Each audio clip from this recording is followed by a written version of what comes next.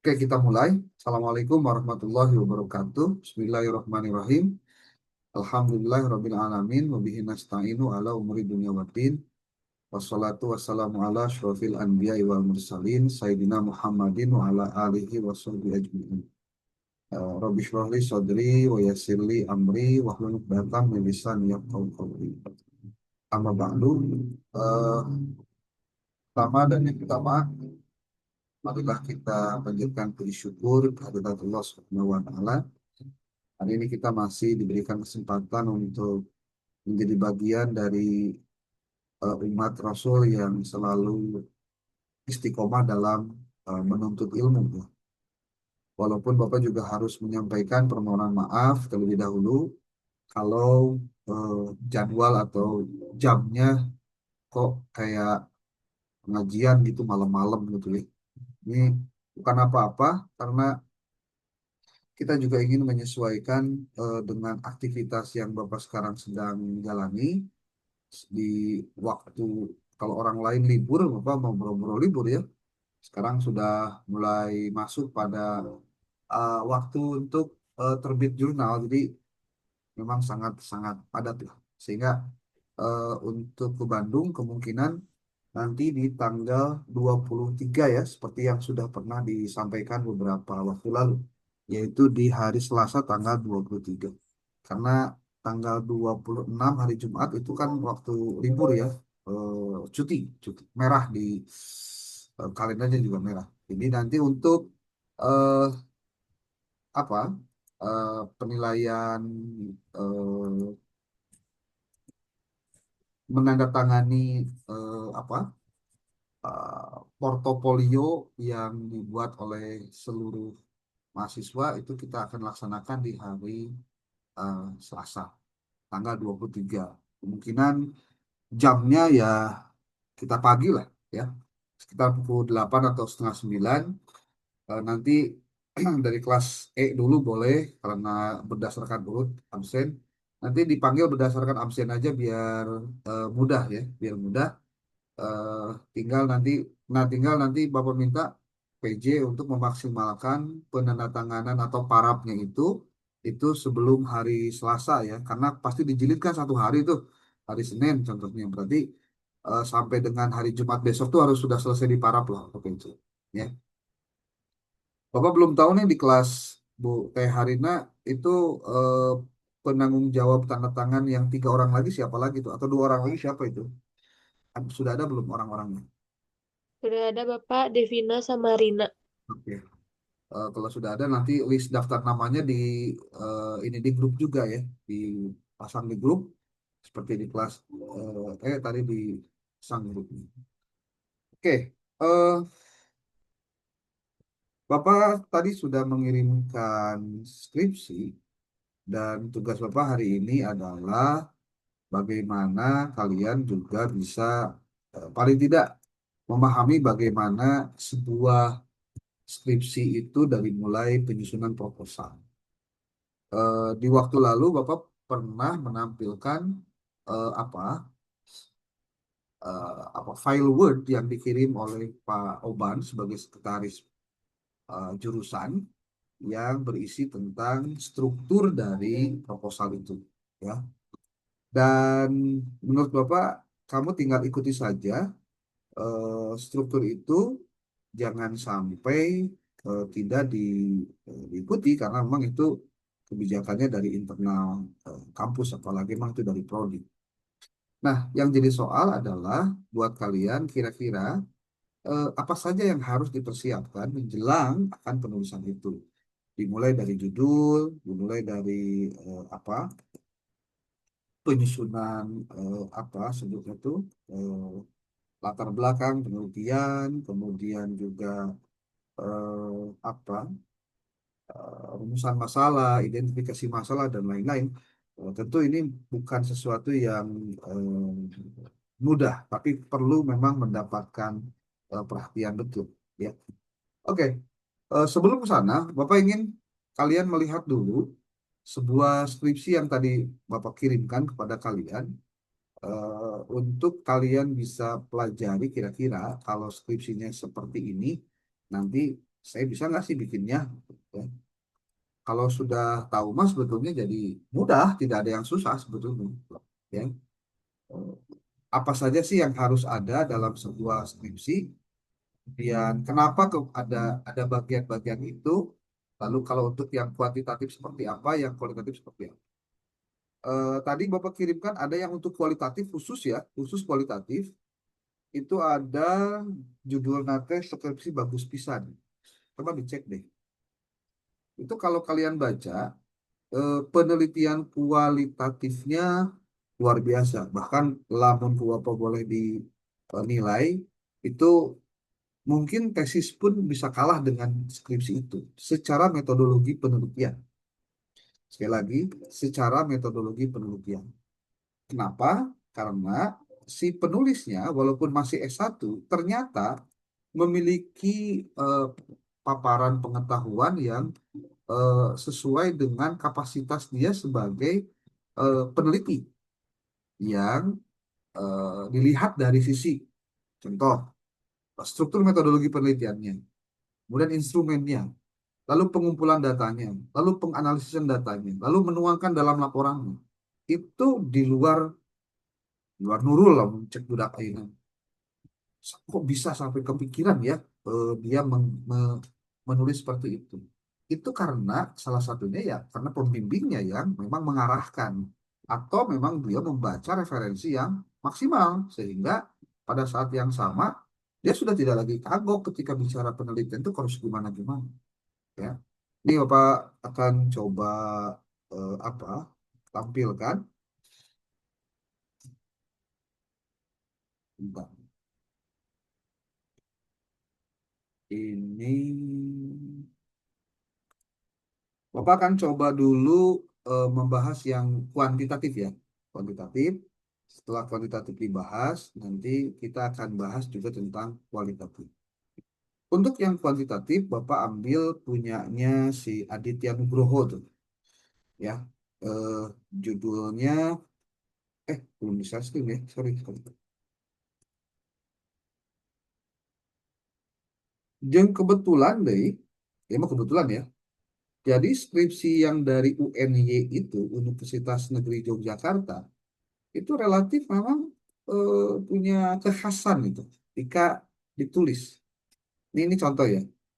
Ini walaupun eh, ini nih ada tiga variabel ya, tiga variabel. Ada variabel ini judulnya pengaruh motivasi dan minat. Ini motivasi dan minat ya terhadap prestasi siswa pada mata diklat keselamatan dan kesehatan kerja. Ini judulnya sederhana, hanya bicara motivasi dan minat, tapi yang menjadi konteksnya Y-nya itu adalah di bagian prestasi siswa. Ini kalau kalian baca, ini jumlah total halamannya ada 148 149 halaman. Ini sudah termasuk dengan lampiran dan lain-lainnya ya. Walaupun di tahun 2013 ya tidak masalah. Mungkin kalau di zaman-zaman ini belum kenal AI. Jadi kalau kalian lihat luar biasa sudah dengan 149 halaman tanpa AI berarti memang betul-betul dilakukan dengan maksimal ya. Oke, ini lembar pengesahan. Tentu semua ini tergantung dari kebijakan dari tiap kampus nih ya. Jadi jangan eh, sama juga, ini beda saja. Oke, kalian lihat ini penelitiannya dengan ada abstrak nih judulnya. Penelitian ini bertujuan untuk mengetahui seberapa besar motivasi belajar berpengaruh terhadap prestasi. Itu yang pertama. Yang kedua, seberapa besar minat berpengaruh terhadap prestasi. Itu yang kedua. Yang ketiganya, seberapa besar motivasi dan minat belajar secara bersama-sama berpengaruh terhadap prestasi. Itu yang ketiga. Jadi di sini sangat sederhana. Rumusan masalahnya cuma tiga. Ya. Kemudian penelitian ini merupakan penelitian ex post facto. Ex post facto itu artinya penelitian yang sudah terlewat. Ya. Faktanya sudah lewat. Artinya, contoh kalau untuk eh, nilai, contohnya nilainya sudah ada gitu. Ya. Itu biasanya diambil dari nilai rapot atau nilai ulangan. dan dilakukan di SMKN 1 Sedayu pada kelas 10 jurusan teknik permesinan dengan jumlah populasi sebanyak 32 orang. Data pada penelitian ini diambil dengan menggunakan angket dan tes. Nah, ini angket dan tes. Oke. Ini karena kuantitatif ya. Kemudian angket dibagi menjadi dua kelompok, yaitu kelompok untuk mengungkap data motivasi belajar dan minat belajar. Nilai tes digunakan untuk mengungkap prestasinya. Jadi di sini dia menggunakan untuk variabel motivasi dan minat, dia gunakan angket. Sementara untuk mengukur prestasi dia gunakan tes. Gitu. Teknik analisis yang digunakan dalam menguji hipotesis adalah teknik analisis regresi linier sederhana. Nah, kalau sudah ngomongin tentang ini di teknik bagaimana cara pengujian hipotesis, berarti di sini kita sudah harus belajar tentang penggunaan rumus-rumus statistik di dalam penulisan skripsinya dan teknik regresi linier berganda. Nah, tentu ini menjadi tantangan tersendiri ya kalau untuk belajar tentang statistik. Cuma Bapak mungkin ingin memberikan sebuah apa ya? Sebuah ini aja. Kalau misalkan kalian mau nih, ada buku namanya buku Sambas Ali Muhyiddin tentang Muhyiddin tentang statistik regresi. Wah, nanti juga bakal ketemu ada. Ini bukunya nih. Nah, ini bukunya nih. Jadi kalau kalian ke Palasari atau kalau mau online juga boleh. Dari sekarang beli buku ini nih. Ini buku relatif memberikan penjelasan yang rinci tentang bagaimana analisis korelasi itu seharusnya dilakukan. Regresi tertentu dan jalur dalam penelitian. Ini untuk S2, S1, S3 cocok ya. Jadi tidak ada halangan. Ini kalau mau silakan dibeli saja, murah kok bukunya. Ini nanti kalian akan belajar tentang bagaimana cara menyusun instrumen, bagaimana cara perhitungan dan lain-lainnya, termasuk contoh-contohnya ada di sini semua, ya. Termasuk bagaimana step by step menggunakan SPSS itu ada di sini, ya. Karena dilengkapi aplikasi program SPSS. Ini buat yang belum paham, belum tahu tentang SPSS bisa jadi belajar eh, step by stepnya dari sini, ya. Oke, hasil penelitian menunjukkan bahwa satu, motivasi belajar berpengaruh terhadap prestasi siswa pada mata diklat keselamatan besarannya 12,5%. Minat belajar tidak berpengaruh terhadap prestasi, punya gitu. Minat belajar tidak berpengaruh terhadap prestasi belajar sehingga tidak dapat dilakukan pengujian korelasi ganda. Karena dalam penelitiannya ternyata minat belajar tidak berpengaruh terhadap prestasi. Ini menurut penelitian dia. Ya. Oke. Kalian bisa lihat di sini untuk yang kuantitatif, kenapa ini Bapak jadikan sebagai apa ya eh, contoh ya sebagai contoh karena nanti dalam perhitungan dan sorry dalam pengujian hipotesis dan juga urutan eh, apa metodologi penelitiannya itu relatif lebih lebih lebih bisa dipahami termasuk juga bagaimana menuliskan landasan teori. Sini kalian bisa lihat nih, walaupun sekali lagi ini plus minus ya, masih ada kekurangan-kekurangannya. Tapi untuk sebuah skripsi yang mendasar, nanti kalau kalian mau bikin proposal, itu sebetulnya bisa belajar dari sini. Ya. Oke, di sini ada metode penelitian dari mulai pendekatan penelitian. Ini karena memang di sini mungkin strukturnya begini, jadi kalian jangan kaget. Kok kayaknya nanti kalau misalkan ada yang tidak ada, tapi ada di sini atau di sana di tempat kalian ada di sini nggak ada, nah itu juga pasti sesuatu yang yang jangan jangan dianggap aneh, ya.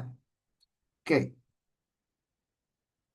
kemudian ketika bicara tentang metodologi penelitian ini dari A sampai I, kemudian dari sisi hasil dan pembahasan di sini ada penjelasan tentang distribusi frekuensi, rules, uji normalitas, linearitas, kemudian multikolinearitas, kemudian hipotesis.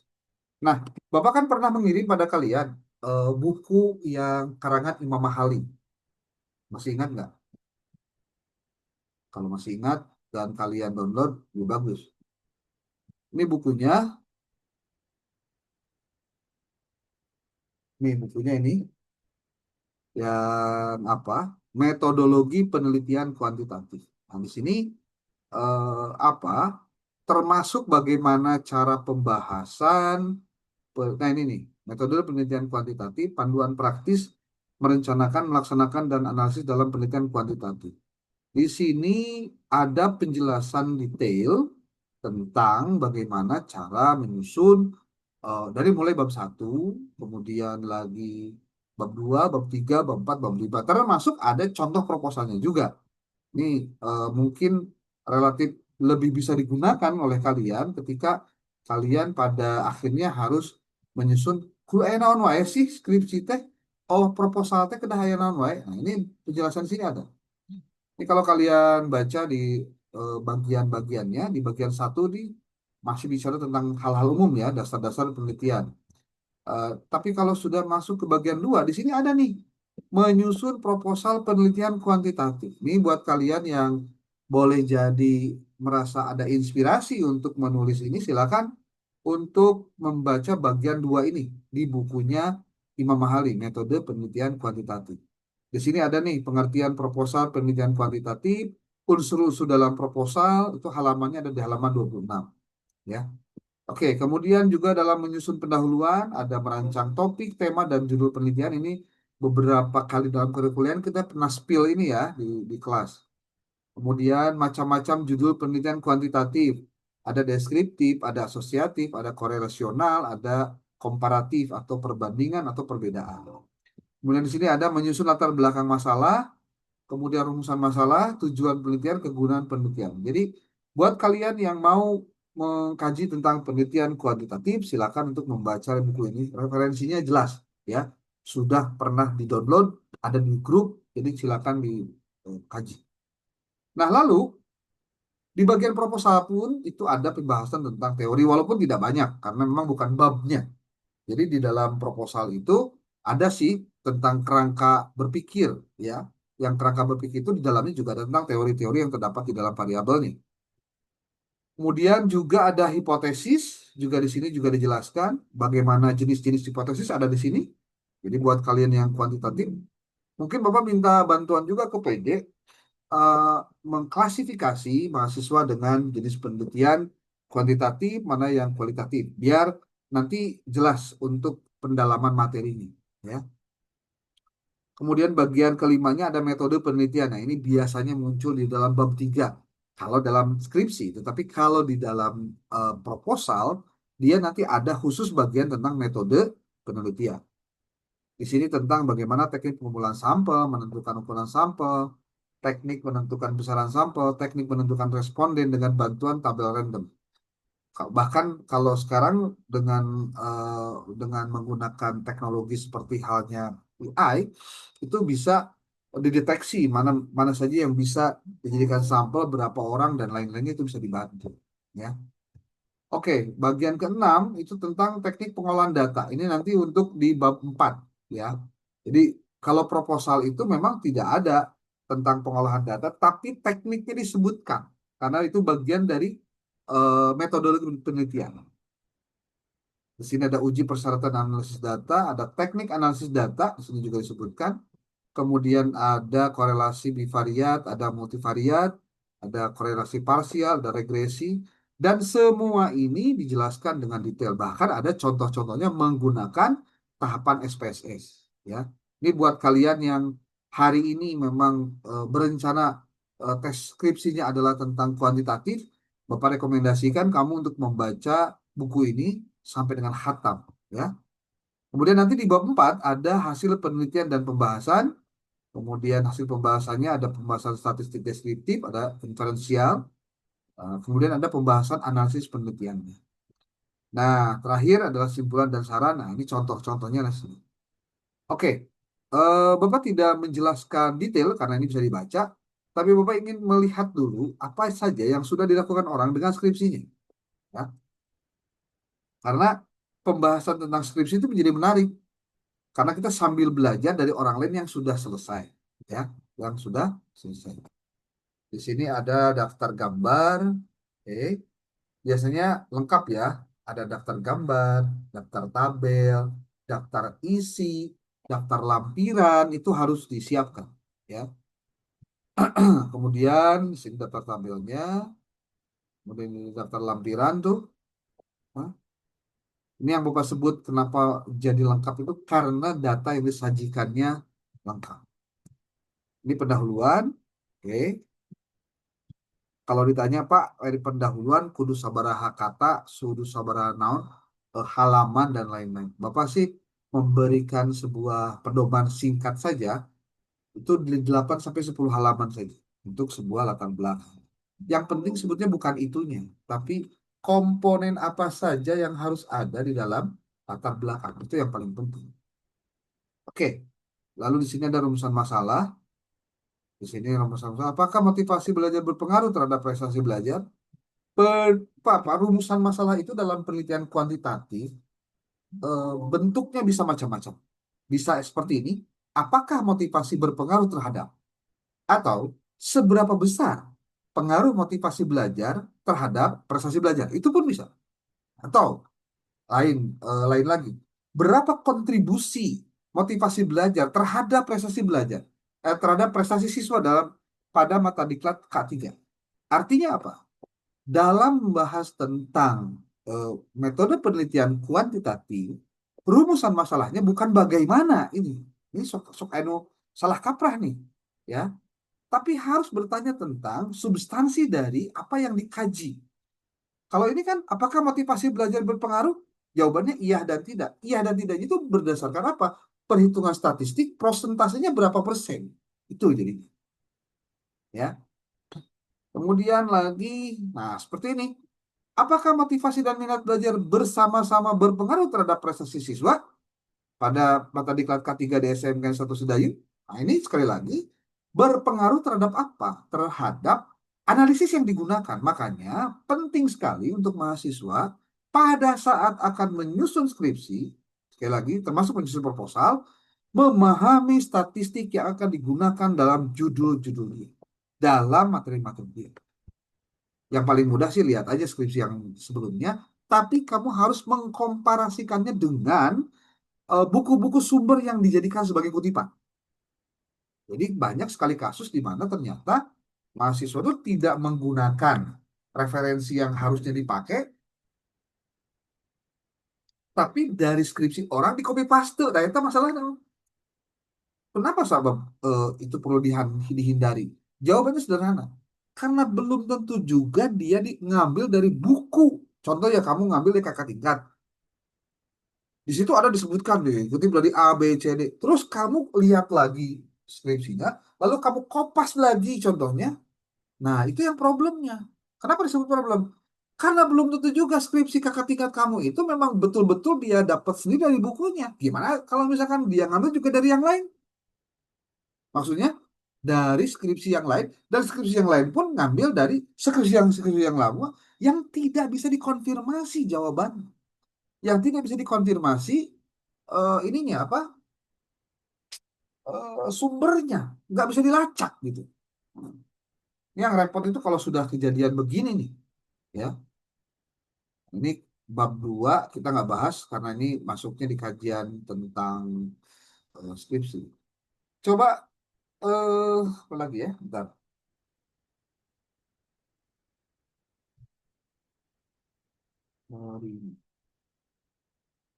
Coba kalian buka, kalau kalian lagi buka laptop, coba kalian buka file yang diberikan oleh siapa? Pak Oban yang pernah dikirim itu, yaitu tentang oh iya sebelum lupa, Kang Jaki, book chapter udah beres belum? Book chapter tinggal ini Pak, merapihkan soal-soal evaluasinya. Oh iya, oke.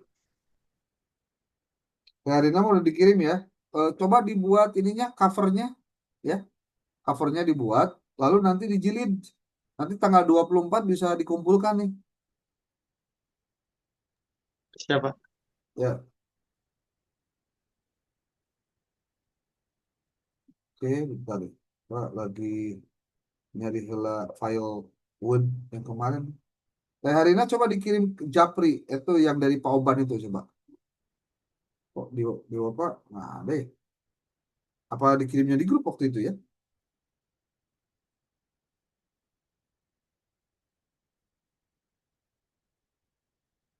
Oh iya, template proposal skripsi ini ya. Kalau ini proposal Sarah siapa ini? Itu Herina? yang cutting Bapak. Oh iya, gitu. Ingat ya. Nah, Bapak udah. Kalau yang template proposal skripsi itu yang dari Pak Oban itu ya? Iya, betul. Nah, hmm,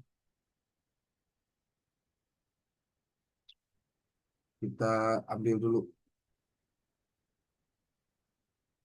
Oke, sebelum dilanjut ke praktiknya, mungkin ada yang mau ditanyakan atau mau dikonfirmasi, boleh.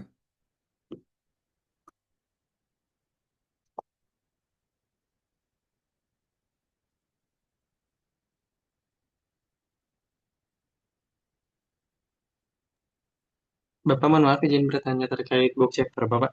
Ya, gimana? Nanti kalau udah selesai semuanya itu Hmm? cukup dikumpulkan file PDF-nya saja ke Bapak, tidak perlu dibuat dalam bentuk fisiknya gitu Pak. Dibuat dalam bentuk fisiknya, 4 buah.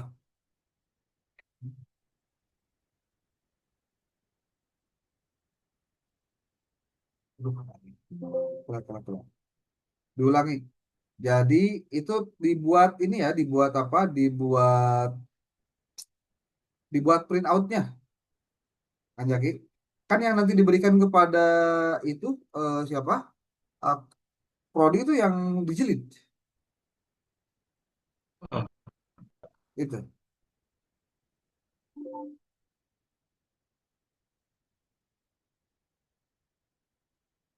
ya. Oke.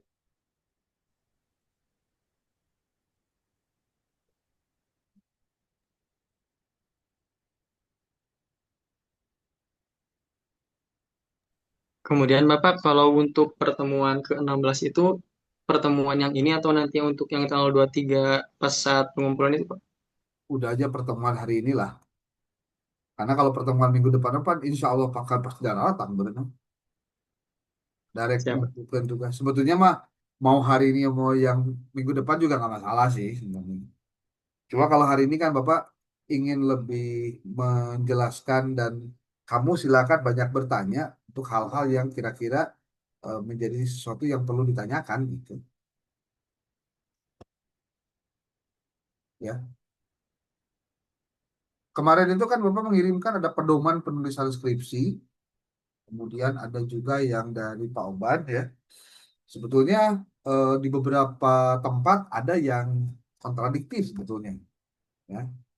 Tapi kalau dilihat dari sisi apa, kenapa disebut kontradiktif nanti dijelaskan. Tapi paling tidak udah ketemu lah ini maksudnya kemana gitu. Kita mau lihat dulu format penulisan proposal nih.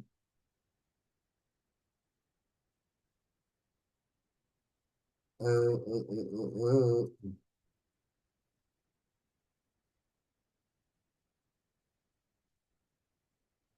Oke, ini ada format penulisan proposal. Ini kayaknya kalau untuk yang depan ini mah udah ngertos lah ya, teknis ini mah. Ini cover, lembar konsultasi proposal, form catatan hasil seminar, daftar isi, judul, latar belakang, rumusan, tujuan, manfaat, kerangka berpikir, hipotesis untuk yang kuantitatif, penelitian terdahulu, metodologi, metodologi isinya juga sangat singkat, pendekatan dan metode penelitian, jenis dan sumber data, teknik dan teknik pengumpulan data, analisis data dan rencana jadwal eh, penelitian. Jadwalnya pakai W. Ini, enggak. Oh ini kayaknya dari PDF dipindahin. Nih, ini adalah struktur dari proposal. Seperti apa covernya? Ini covernya nih, contoh untuk judulnya besar semua, anak judulnya huruf kecil, tapi besar di halaman di bagian depan. Ini proposal skripsi diajukan sebagai salah satu syarat mengikuti seminar proposal skripsi. Nah, nanti mah diganti ya Teh Jaki, Teh Harina, diajukan sebagai salah satu syarat untuk pemenuhan tugas UAS pada mata kuliah metode penelitian gitu ya proposalnya. Ini ditulis namanya siapa, NIM-nya berapa, ini jurusan, ini sini-sini nih. Nah, ini. Tuh, lembar persetujuan untuk pengajuan SK. Oke, ini sebetulnya ini mah tidak usah dulu lah ya, karena nggak nggak penting juga. Belum penting maksudnya ya di awal-awal sekarang. Kemudian di sini ada penerapan metode problem based learning. Ini contoh judulnya, latar belakang, menjelaskan akar permasalahan, menjelaskan kondisi awal berdasarkan pengamatan. Di sini juga bicara tentang studi pendahuluan yang di sini nih, ya, eh, menganalisis dan menjelaskan perlunya tindakan, kemudian mengemukakan secara singkat pemecahan masalah.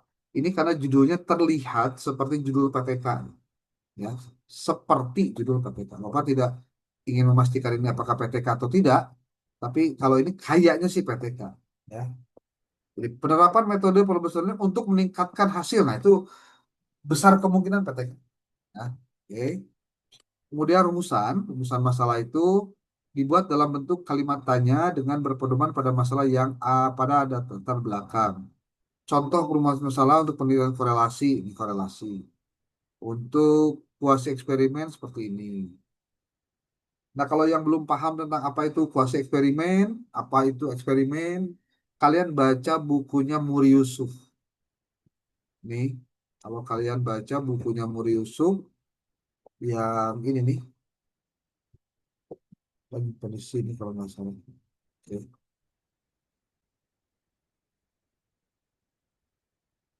Bukunya yang tebal teh, yang 400 berapa? 93 halaman, tak buku ieu tah. Ulah sampai ke poho, aku mau leungit mah ulah, ya. Nih, kamu tulis kuasi eksperimen.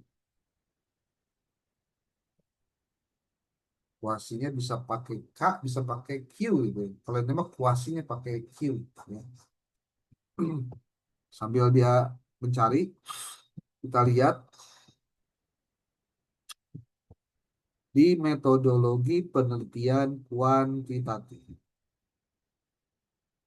Di bagian tentang eksperimen, ada istilah kuasi. Kuasi.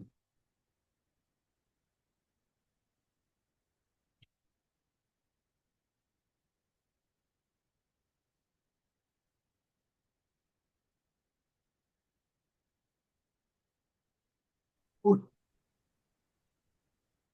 nih, di karakteristik dan jenis-jenis penelitian kuantitatif. Nanti ada pembahasan tentang khusus kuasi eksperimen. Seperti ini nih. Ini untuk menjawab tadi, naon sih kuasi eksperimen teh? Kuasi teh pura-pura, atau 100% kuasi. Jadi kalau kuasi eksperimen itu artinya eh, tidak 100% eksperimen, tapi ada unsur-unsur yang dilibatkan. Ya. Halaman 58.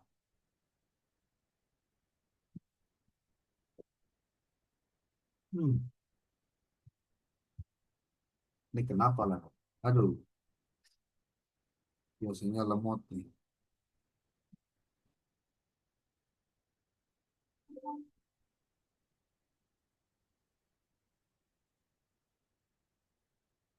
Wah, nama lah. Buka web bagian ini ya. Karakteristik dan jenis-jenis penelitian kuantitatif. Nanti bicara tentang kuasi eksperimen.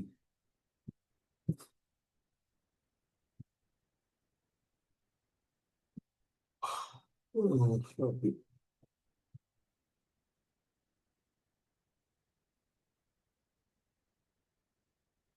Evaluasi ada nggak ditulis begini? Kalau nggak salah pakai Q tadi.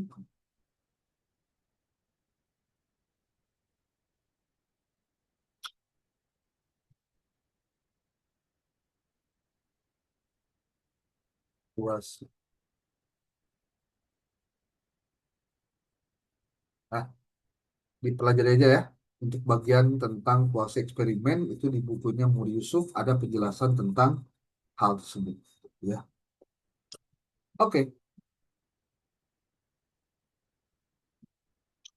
Tadi masuk ke materi yang tadi dari Pak Oban tentang template proposal. Nih, setelah kamu nulis rumusan masalah, langsung ke tujuan. Tujuan itu sangat mungkin adalah kalimat berita atau kalimat positif dari rumusan masalah. Jadi rumusan masalah itu dalam kalimat tanya, sementara tujuan itu dalam kalimat positif, ya. Jadi kalau misalkan seberapa besar, seperti ini contohnya ini, bagaimana proses penerapan metode problem based learning pada kelas 7 materi sholat, maka tujuannya adalah untuk mengetahui proses penerapan problem based learning pada siswa kelas 7 materi sholat. Jadi ini makan kalimat tanya tuh rumusan masalahnya, tujuannya dalam bentuk kalimat positif. Oke, manfaat penelitian itu dibagi menjadi dua. Ada penelitian, manfaat penelitian teoretis, bukan teoritis, kadek teoretis. Nah, di sini nulisnya masih teoritis ya. Teoretis dan praktis. Kalau ditanya, teoretis itu buat apa sih? Teoretis itu artinya untuk pengembangan ilmu pengetahuan di bidang pendidikan agama Islam. Tetapi kalau untuk eh, manfaat penelitian dalam sisi praktis, artinya kira-kira adakah manfaat yang bisa digunakan langsung hasil risetnya itu oleh guru, siswa, ataupun juga kepala sekolah? Nah, ini menjadi tantangan tersendiri ulah SPK melakukan penelitian hanya sebatas asal beres. Jadi sarjana enggak sesuai. Idealnya penelitian itu memang harus disampaikan kemanfaatannya untuk digunakan dalam kehidupan di pembelajaran PAI ataupun juga di dalam lingkungan madrasah contohnya atau di lingkungan pendidikan seperti hanya sekolah untuk mata pelajaran PAI. Sehingga aktivitas kamu dalam melakukan penelitian itu ada dampaknya gitu. Nah, kan kampus berdampak kan gitu, Marina. Tuh, ya. Nah, kemudian ada bagian E-nya kerangka berpikir, menjelaskan teori yang melandasi penelitian yang akan dilakukan, keterhubungan antara variabel penelitian dengan memuat pentingnya penelitian ini dilakukan. Itu bagian E-nya. Kemudian bagian F itu adalah kerangka berpikir. Tadi udah ya. Penelitian terdahulu memuat hasil-hasil penelitian yang telah dilakukan orang lain terkait pemecahan masalah yang digunakan dan mengemukakan perbedaan dan persamaan dengan penelitian yang akan dilakukan. Ini sudah pernah Bapak sampaikan ketika kamu membahas tentang tabel anotasi itu, ya, dengan memasukkan filenya ke dalam ChatGPT, kemudian mintakan dia untuk menjelaskan komponen-komponen yang harusnya diisi di dalam tabel tersebut, ya. Nah, untuk bagian G di hipotesis itu ada penelitian kuantitatif khusus ya. Di sini hipotesis yang disajikan itu hanya dua. Ada hipotesis kerja dan hipotesis nol. Ini dibicarakannya secara umum. Nah, hipotesis kerja HA dengan hipotesis nol. Ya, kerja dan nol. Di sini supaya jelas bahwa terdapat perbedaan, ya. Bahwa dalam merumuskan hipotesis digunakan salah satu saja, tidak dua-duanya, hipotesis kerja atau hipotesis nol. Kemudian bagian H-nya adalah metodologi penelitian. Adanya nulisnya metodologi penelitian, bukan metode penelitian. Ada dacet dina pedoman lagi metodologi penelitian. Jadi lamun ditanya, kunaon makin nulisnya metodologi penelitian karena memang dina buku lagi nulisnya gitu. Udah aja, simple. Nggak usah banyak pemberitaan dan penceritaan lain-lain, nggak usah. Ya. Oke, bagian pertama itu adalah membahas tentang di metodologi penelitian itu adalah pendekatan dan metode penelitian. Pendekatannya apa, metodenya apa. Itu silakan nanti bisa mengutip referensi, tapi bukan untuk mengambil definisi. Ini problemnya nih, ini sebetulnya Bapak tidak setuju ya, penulisan apa referensi untuk daftar untuk metodologi penelitian itu mengutip beberapa revisi mengutip beberapa pendapat dari ahli. Sebetulnya boleh sih, tapi tujuannya adalah bahwa dalam metodologi penelitian si peneliti yaitu kamu, dia harus mengemukakan detail apa yang akan dilakukan dengan menjadikan bagian metodologi penelitian itu sebagai kerangka kerjanya. Jadi lamun ditanya, ah cina gampang nyen bab ti rumah, hati-hati. Gampang teh, lamun kamu ngerti gimana caranya mengurutkan. Tapi kalau kamu nggak ngerti, itu bisa jadi kita pajiin-jiin antara bab tilu jeung bab opat. Bab tilu na nyokot dina skripsi batur, si A contohnya. Kemudian hasilnya kamu cari sendiri, dapatnya B. Lah, kemudian diukur dan dihitung, ternyata jadi beda antara kerangka kerja kamu dalam melakukan penelitian yang harusnya tertata di dalam bab 3 atau di dalam metodologi penelitian, ternyata berbeda dengan yang disampaikan pada saat laporan bab 4-nya. Tuh, ya. Oke. Kemudian di sini ada jenis dan sumber data. Jenis datanya apa? Kemudian sumber datanya siapa? Cara yang dilakukan. Ada teknik pengumpulan data. Teknik pengumpulan data itu ada angket, ada tes, ada wawancara, ada observasi, ada studi dokumentasi. Kadang-kadang juga ada yang menyebutkan FGD pun itu masuk dalam apa teknik pengumpulan data. Karena dari kumpulan itu kan akhirnya punya data. Itu setelah dilakukan diskusi atau muncul bahasa orang mah brainstorming. Tuh, ya. Tuh, lihat teknik pengumpulan data itu. Tuh lihat tuh, ada angket, tes, observasi, studi dokumentasi, dan wawancara. Sesuaikan dengan rumusan masalah yang dibuat. Berikut uraian lengkap dari hal-hal tersebut. Nah, disebutkan tuh. Angket teh, naon, tes teh, naon, studi dokumentasi teh, naon, observasi teh, naon. Nah, ini penjelasan-penjelasan ini kalau di dalam ini harus dicantumkan, ya. Ya gampang lah. Ngambil di buku Muir Yusuf juga cukup. Atau dari bukunya Suarsi Merikunto juga bisa. Gitu. Ya. Kemudian analisis data. Analisis data itu penelitian korelasi diantaranya mengenai analisis parsial, per indikator. Ini kalau menggunakan kuantitatif. Oke. Kemudian dia uji korelasi, tuh, sampai detail. Tuh. Membuat referensi yang relevan yang digunakan dalam penulisan skripsi penelitian. Penulisan daftar pustaka bisa menggunakan aplikasi Mendeley atau fasilitas citation yang ada di MS Word. Kalau Bapak tidak merekomendasi pakai fasilitas citation yang ada di MS Word. Kalau sebabnya lila sinte. Kaduana tanggal. Katiluna mau bisa dipakai di tempat-tempat lain. Tapi kalau kamu menggunakan apa? Menggunakan eh, Mendeley itu luar biasa, ya.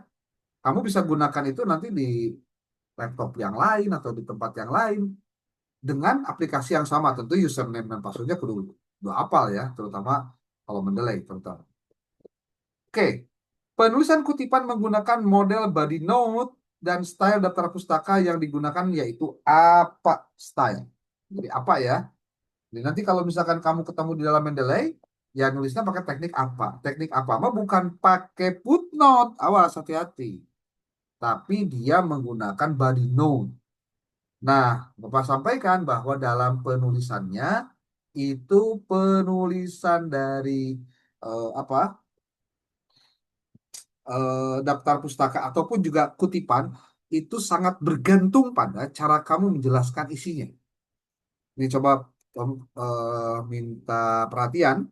Bapak mau memperlihatkan sebuah file, soalnya file PPT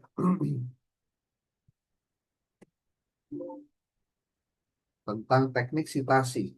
Nah, ini penting untuk diketahui ya.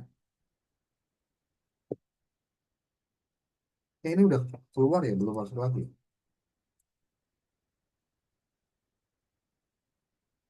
Share sih.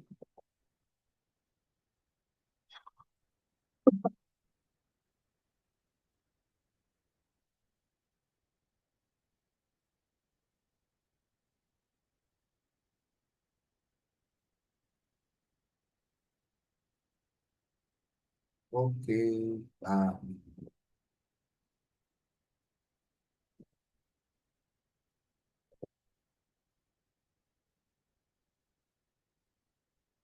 ini masih.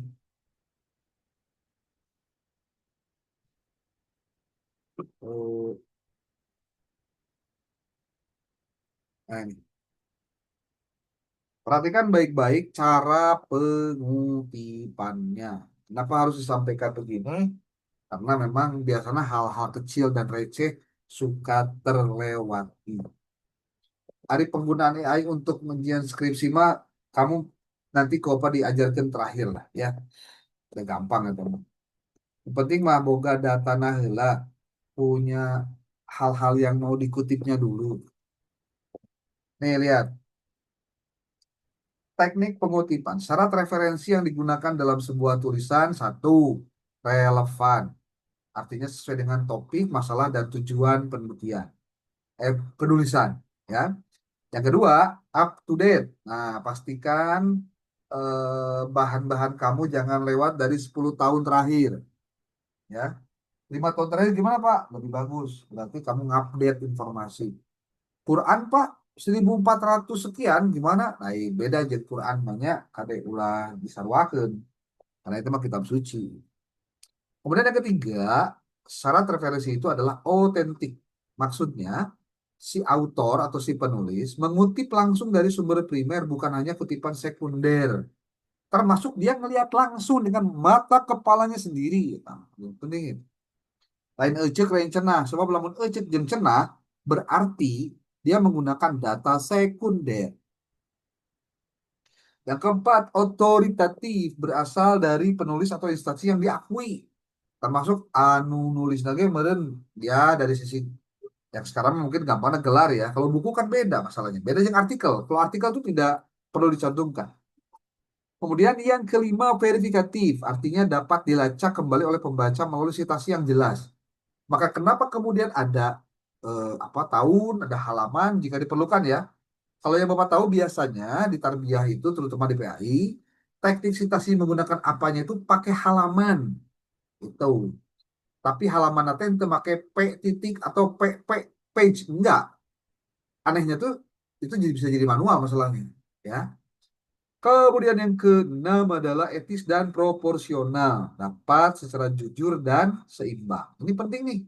Mengetahui syarat referensinya dulu sebelum masuk ke sini. Kalau menggunakan apa style, ini apa sebutnya tuh strukturnya tuh kayak gini nih. Lihat, lihat, lihat.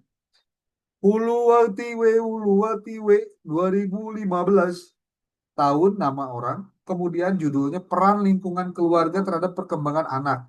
Kemudian jurnal Musawa Yain Palu, nulisnya miring, ngaran jurnal. Kemudian ada tujuh itu volume, kurung dua itu adalah isu, edisi, lalu 265 atau 285 itu halaman. Nah, yang belum lengkap di sini adalah belum ada DOI-nya atau doi-nya. Kudu ayah diasupkan doi nak ya. Kemudian teknik dalam penulisan kutipan dengan apa itu ada banyak jenisnya. Ada kutipan langsung dan pendek, direct quotation itu minimalnya di kurang lebih dari 40 kata. Ditulis dalam teks dengan tanda kutip. Contoh nih, menurut Creswell 2014, research is a process of steps used to collect and analyze information to increase our understanding of a topic of or issue. Nah, ini teknik penulisan gayanya. Ini tahunnya, ini halamannya, ya. Tapi kalau yang di UIN itu bukan begitu. Biasanya begini nih. Sok ayat titik duaan. Terus halaman tilu di dia. Nah, biasanya gitu. Tapi itu ketika dalam penulisan di reference manager, rada riwah dah. Kalau gayanya seperti itu, ya. Makanya nanti perlu ditanyakan juga apakah ini mengikuti dari buku panduan ataukah mengikuti pimpinan. Nah, lain lagi ceritanya. Oke, itu yang pertama tuh. Contohnya pakai tanda. Non, nggak ada kutipan. Yang kedua, kutipan langsung panjang. Direct question lebih dari 40 kata. Ini bisa jadi begini. Ditulis dalam blok quotation tanpa tanda kutip penjorok setengah inci dari margin kiri. Nah, biasanya kan begini, Pak. Nih, eh, ini berarti ya.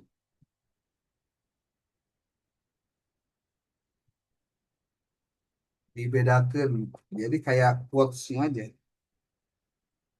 Tuh, oke.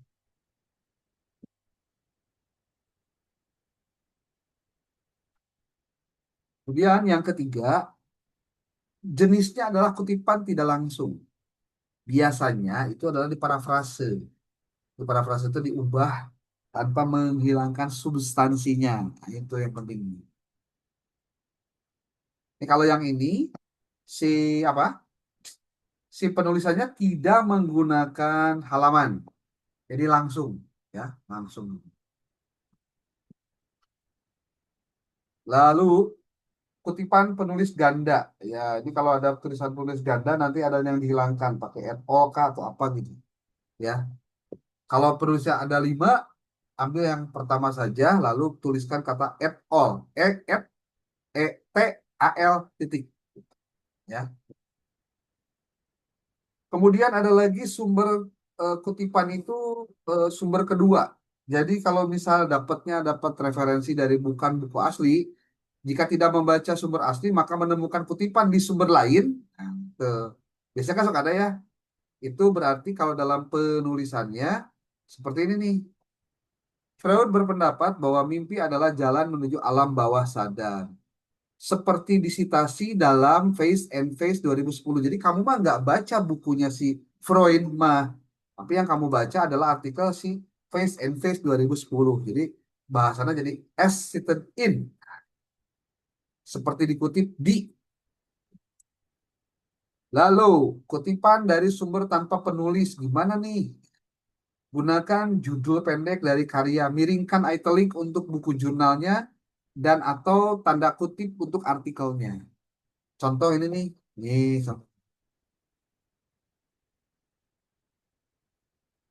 tuh. Oke, next. Kutipan dari sumber internet tanpa halaman, gimana caranya? Nah, itu. Kalau memang begitu adanya. Nah, hindari tulisan seperti ini. Menurut kurung buka Tafsir 2019 P99, bahwa pendidikan pada hakikatnya adalah, nah ini jangan sampai kejadian begini. Nulis ini salah nih. Ya, yang benar gimana? Menurut Tafsir kurung buka 2018 kurung tutup, nah, kan itu. Oke. Jangan juga menuliskan Sigakiata. Dalam Garuda 2013, dalam Arjuna 2015, dalam Sinta 2017, bukan dalam-dalam. Wah, itu. Nah, jadi jangan dia biasakan menulis yang keliru. Ya. Kemudian ini, nah, untuk penulisan artikel ataupun nanti juga untuk skripsi juga sama, pastikan kamu memahami bahwa sitasi itu ada dua jenis nih. Ada sitasi naratif, ada sitasi parantetik. Sitasi naratif itu seperti apa? Ini nih, Alfaridi dan Agus 2024 menekankan bahwa kepemimpinan bla bla bla bla ini pasti adalah rumusan masalah yang ditulis untuk menunjukkan tentang eksistensi judulnya, ya. Lalu parantetik mah itu Anda bisa lihat nih contohnya. Kalau sitasi naratif mah dituliskan kurung buka kurung tutup nanti setelah nama di awal kalimat. Tetapi di citasi parentetik dia dituliskannya nama dan juga tahunnya itu adalah di belakang. Di belakang itu maksudnya di ujung. Gitu. Jadi kalau modelnya bisa macam-macam cara-caranya. Bisa nulis di depan atau di belakang. Oke, sampai saat ini ada yang mau tanyakan dulu atau masih lihat?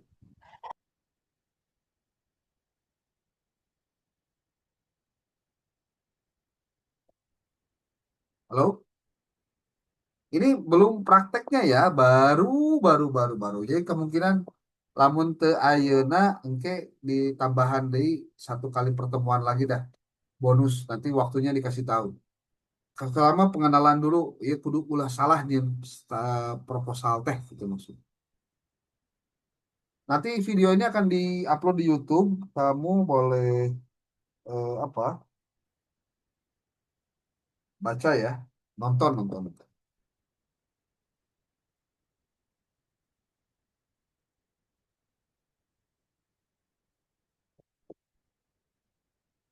Oke, ada yang mau tanyakan lagi? Tanyakan dulu, sorry.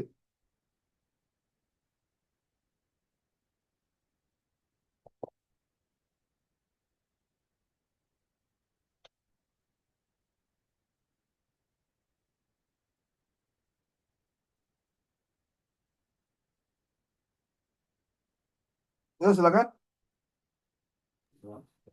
Izin bertanya, Pak. Yuk, enggak? Kalau yang masalah sitasi ini kan tadi Bapak bilang ada yang di tengah sama yang di akhir kan? Ya, Kalau di awal dengan di akhir. di awal Awal. dalam satu proposal itu bisa gabung itu, Pak? Atau satu Boleh. aja? Oh, Untuk variasi boleh depan, boleh belakang. Boleh oh. disebutkan namanya, tahun, lalu halaman, atau tidak disebutkan, tapi dia langsung ke pernyataan dulu diakhiri dengan nama sitasi, alamat, apa nama yang disitasi dengan halamannya. Atau tahunnya. Bisa.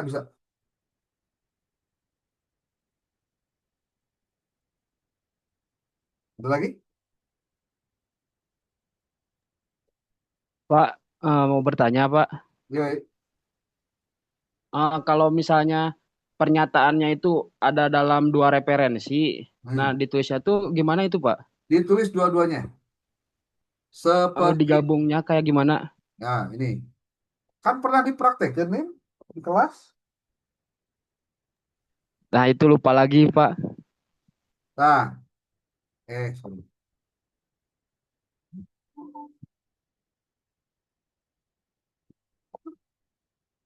Mana dia teh?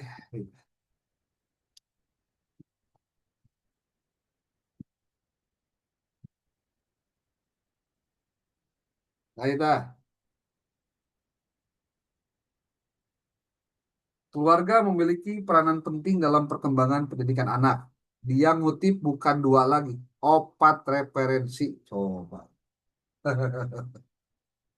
Pernyataannya umum ya, tapi ternyata ada yang mengiyahkan atau ada yang mengokehkan. Kalau ini dua nih. Ini satu, dua, tiga, empat. Ini satu, ini satu. Tuh, gitu. Kalau dalam Mendeley, kumaha apa nulisnya gampang Mendeley mah. Tinggal dihijikeun we, hapus tahun, dimerjekeun we, itu geus beres. Tuh, Kalau di tengahnya ada et al juga gak apa-apa berarti, Pak. oh nggak masalah. Kan et al mah sebetulnya itu kan untuk menunjukkan bahwa si referensi itu penulisnya lebih dari satu. Dan kemana tercantum di Napalabaya et al mah kan cuma satu. Satu teh maksudnya untuk satu referensi ya, itu et al. Jadi contoh nih, ada dua referensi. Referensi pertama itu dari artikel jurnal, penulisnya duaan. Kita pakai et al kan?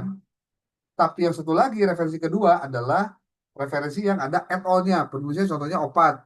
Itu. Mungkin diizinkan bisa tuh Pak, bisa. Jadi nu pertama nama ngarana dua nana, tah sih gaya tah. Ceka N Marui 2016, Gezoba 2016. Ini kan duaan berarti Ceka dan Marui teh. Gezoba sorangan, Shu and Nielsen duaan. Menhere dan Hogi itu duaan. Kan gitu. Gitu. Oke,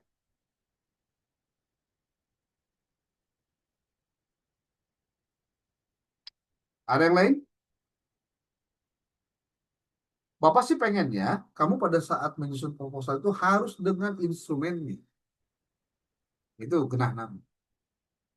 Jadi genahna kumaha? Dia instrumennya. Mudah, mudah. Asalnya oh teorinya. Karena munculnya variabel, Dari teori. Munculnya penjelasan tentang detail satu persatu itu dari teori. Makanya variabelnya diturunkan ke teori. Atau berdasarkan teori apa?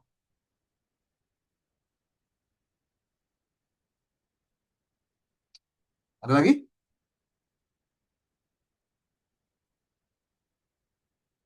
Ah, minimal pertemuan ini adalah mengingatkan kita tentang pentingnya kamu menyusun itu. Untuk sementara, sebelum kamu nyusun, coba baca dulu deh proposal atau skripsi-skripsi yang sudah dikirimkan di grup. Pelajari dulu, baru nanti tulis. Pak, nanti apakah ada revisi? Pasti ada revisi, walaupun setelah UAS dan nilainya keluar. Ya, gitu Kang Jaki. Harina, oke? Siapa? Untuk sementara ini dulu, nanti kapan jadwal buat apa? Maksudnya pertemuan kedua teknis nanti kita akan sampaikan. Mudah-mudahan sebelum hari Jumat ya. Berarti kita ada waktu kalau nggak besok, Kamis berarti ya. Jadi sampai deh ya sebenarnya gitu. Tapi nggak apa-apa lah. Pasti kalian juga sudah sedikit banyaknya menuliskan rencana penelitian itu walaupun belum fix 100%. Pokoknya nanti di hari Senin, Senin tanggal 22, Teh Harina sama Kang Jaki harus sudah mengumpulkan file Word dari skripsi teman-teman. File proposal skripsi teman-teman. Ya. Oke, terima kasih. Sekarang sudah pukul 20.53. Jadi cukup saja sampai ini. Lumayan waktunya juga. Kita tadi Bapak ngomong terus ya. Dan tidak terasa ternyata kalau sudah ngomongin tentang proposal skripsi. Dibaca dulu bahan-bahan yang tadi dikirimkan. Termasuk buku-buku yang pernah dikirimkan juga. eh, Pelajari, pahami, dan sesuaikan dengan rencana penelitian kamu. Untuk yang kualitatif, coba baca skripsi yang dikirimkan tadi, judulnya skripsi bagus pisan. Ya, oke. Terima kasih. Billahi taufiq wal hidayah. Wallahu muwaffiq ila aqwamit thoriq. Assalamualaikum warahmatullahi wabarakatuh. Waalaikumsalam.